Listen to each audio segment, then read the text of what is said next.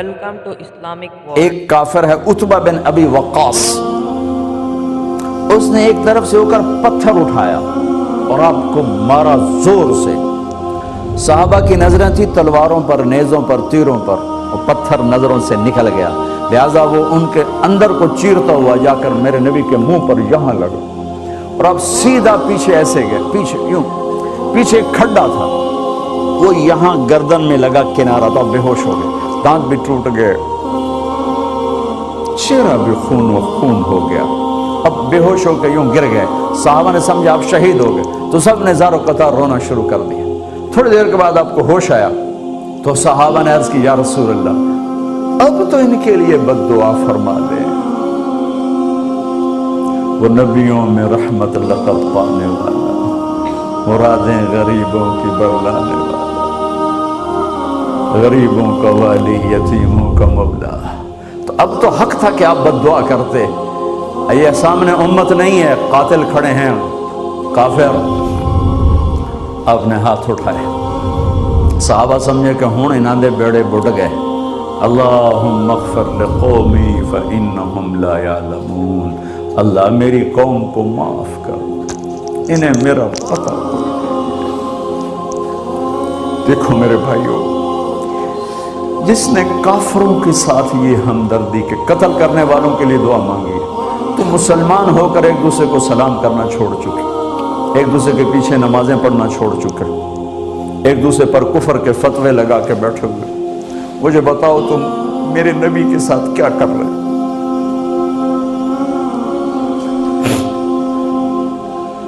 وہ تمہیں فرقوں میں بانٹ کر گئے تھے یا امت بنا کر گئے تھے؟ کیوں اس نادان کھیل میں اپنی زندگی برباد کرتے ہو؟ کیوں انہیں مسلمان بن کے رہتے ہو؟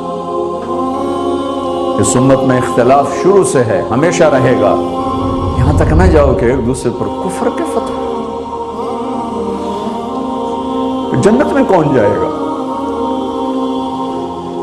سنیوں نے کہا وہابی کافر، وہابیوں نے کہا سنی کافر، بریلیوں نے کہا دیوبندی کافر، دیوبندیوں نے کہا بریلوی کافر، شیعہ نے کہا سنی کافر، سنی نے کہا شیعہ کافر۔ جنت میں کون جائے گا؟ کچھ تو بھائیو میرے نبی کی محنت کی قدر کرو۔ میرے نبی تو غیروں کو اپنا بنانے آئے تھے، ہم نے اپنوں کو غیر بنا دیا۔ جو نفرت کی آگ وہاں بھڑک رہی ہے، یہاں مت بھڑکاؤ۔ جاؤ میرے دیس میں دیکھو کتنے سر کٹ چکے، کتنے سہاگ اجڑ گئے، کتنی مائیں بے آسرا ہو گئیں، کتنی جوان بیٹیوں کی مانگ ویران ہو گئی۔ کیا اسی کا نام اسلام ہے؟ اسی کا نام عشق رسول ہے؟ اسے وہ دین کہتے ہیں؟ ایک دوسرے کی مسجدوں میں نہیں جاتے ہو، ایک دوسرے کے پیچھے نمازیں نہیں پڑھتے ہو، جنت کے ٹھیکیدار بن گئے ہو۔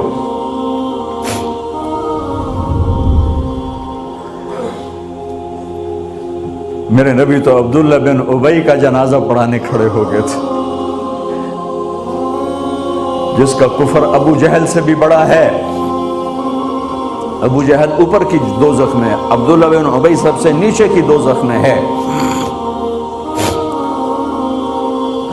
ان کے بیٹے آئے، یا رسول اللہ میرا باپ مر گیا ہے، اپنا کرتا دے دیں گے، میں اس کو کفن دے دوں۔ ہم نے کہا لے لو، کرتا اتار کے دے دیا۔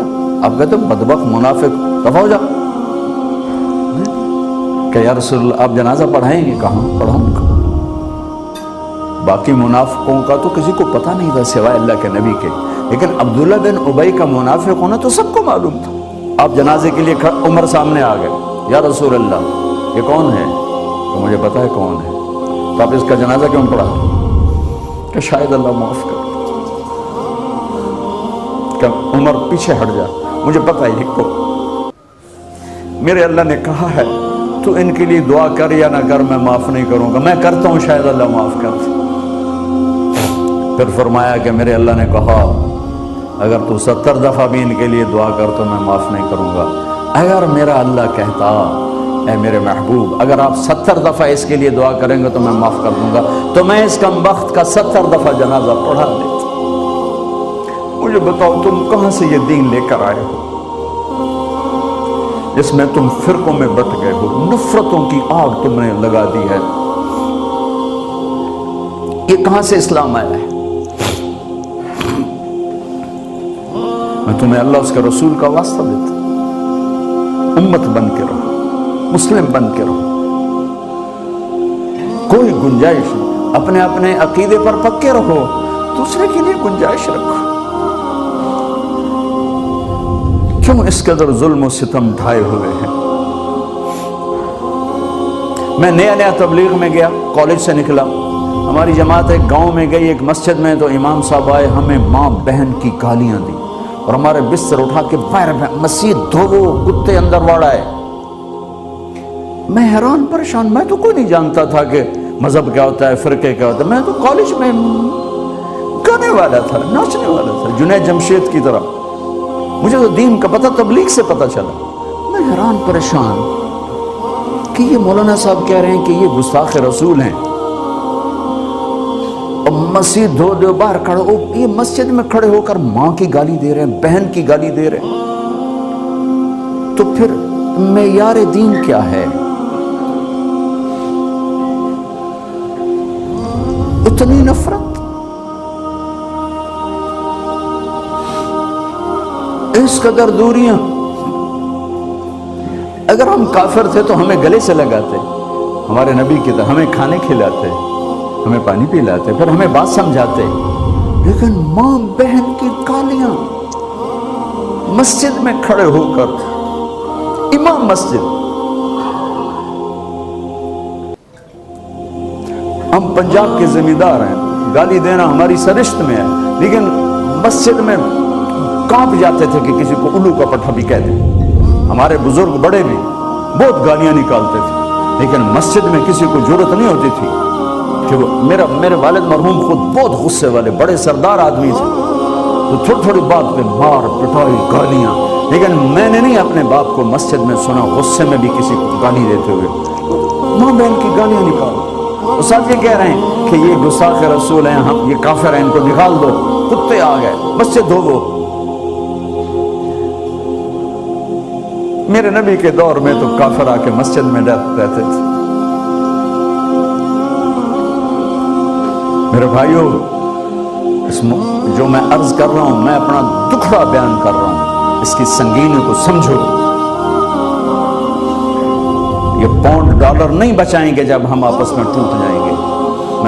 اللہ نے مجھے دنیا میں پھرنے کا موقع دیا، بار بار دیا، اسی تبلیغ کے سلسلے میں۔ سب سے زیادہ میں اسپین میں جا کے دکھی ہوا، اور میرا دکھ یہ نہیں تھا کہ ہماری یہاں 800 سال حکومت تھی اور ختم ہو گئی، میرا دکھ یہ تھا، میں اس پہ رویا مسجد قرطبہ میں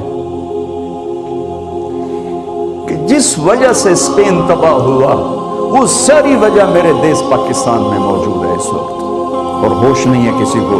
مذہب پر لڑائی، سیاست پر لڑائی، دین پر نفرت، سیاست پر نفرت، قوم پہ نفرت، صوبے پہ نفرت، پیشے پہ نفرت، نفرت نفرت نفرت۔ میرے نبی نے پوچھا اسلام کا سب سے مضبوط عمل کیا ہے؟ صحابہ نے کہا نماز، آپ نے کہا نہیں۔ صحابہ نے کہا جہاد، آپ نے کہا نہیں۔ صحابہ نے کہا روزہ، آپ نے کہا نہیں۔ صحابہ نے کہا حج، آپ نے کہا نہیں۔ کہ یا رسول اللہ پھر آپ بتائیں؟ فرمایا دین کا سب سے مضبوط عمل محبت ہے، محبت، محبت۔